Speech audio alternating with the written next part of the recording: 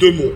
Le premier, à nouveau, après ce qu'a dit Sébastien, moi je veux saluer avec force l'engagement des gaziers et électriciens dans de nombreuses batailles, toujours pour l'intérêt général, pour défendre le service public, mais aussi dans le combat sur les retraites et dans tant d'autres combats.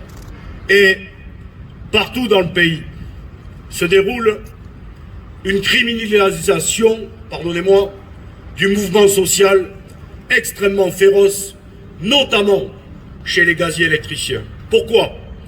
Parce qu'ils savent que les hommes et les femmes que vous êtes, celles qui font vivre l'intérêt général, le service public, 365 jours par an, quel que soit le temps, de jour comme de nuit, les week-ends et jours fériés, sont toujours en première ligne pour défendre l'intérêt commun et l'intérêt général. Et c'est pour ça que le capital est extrêmement féroce envers vous, parce qu'il veut casser, à travers vous, tout ce qui fait solidarité et fraternité dans le mouvement ouvrier. Et donc, que ça soit chez les camarades de RTE, que ça soit chez les camarades de GRDF ou d'EDF, que l'on vienne à 6 heures du matin comme des criminels, voire des terroristes, lever et arrêter des hommes et des femmes qui ne sont pas des voyous, qui ne sont pas des criminels, mais qui défendent avec leurs syndicats les entreprises publiques et l'intérêt général est inacceptable dans ce pays.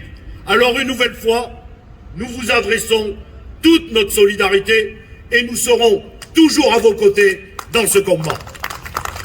Et la deuxième chose, pour ne pas être trop long, parce que beaucoup de choses ont déjà été très bien dites par mes trois camarades. À la sortie de la guerre, Marcel Paul a unifié 1300 entreprises privées, électriques et gazières, pour fonder un service public. À l'époque, il fallait reconstruire la France. Et on avait 2 entreprises intégrées, c'est-à-dire qui, de la production au transport, à la distribution et à la facture, avaient l'idée que le service public, où que vous habitiez, que ce soit à la campagne, extrêmement reculée ou au cœur des villes, vous auriez accès à l'énergie. Et en plus, vous auriez accès à l'énergie à un tarif qui permette à chacune et chacun de pouvoir y accéder. Et c'était le tarif réglementé. Et depuis 25 ans, on vous a vendu le mythe de la concurrence qui allait faire baisser les factures. Ils ont tout dérégulé, tout privatisé, y compris GDF, en la faisant devenir Engie.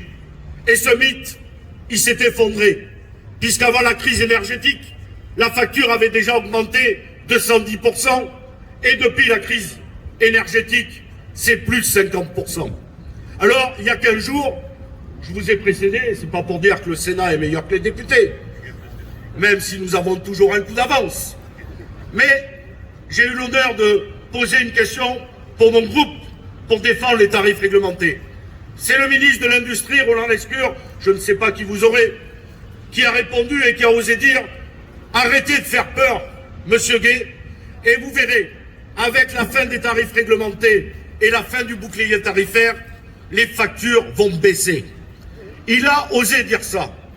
Donc j'en appelle aujourd'hui que si quelqu'un a vu sa facture baisser depuis 15 ans, il nous l'envoie, nous l'encadrerons et nous l'enverrons dans un musée. Parce que ça sera une pièce unique. Parce que pour des millions d'usagers devenus des clients, la facture n'a fait qu'augmenter. Donc, ce que nous avons à faire, et il y a déjà des belles propositions, il faut évidemment, ce qu'a dit Philippe est extrêmement important, il faut nous battre sur cette question. Mais il faut déjà envisager le après.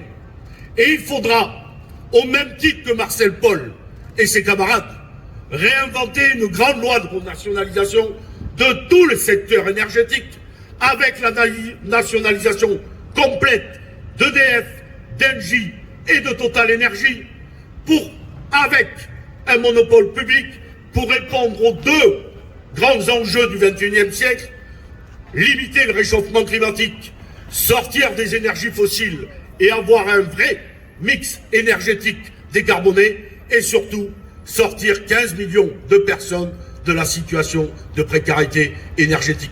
Et je pense que ce combat, à gauche, nous en sommes convaincus, et même Sébastien a raison, il faut aller voir les hommes et les femmes qui ont l'intérêt général au-delà de la gauche pour les convaincre que voilà le chemin qu'il nous faut emprunter. Continuons à être mobilisés, continuons et nous serons à vos côtés.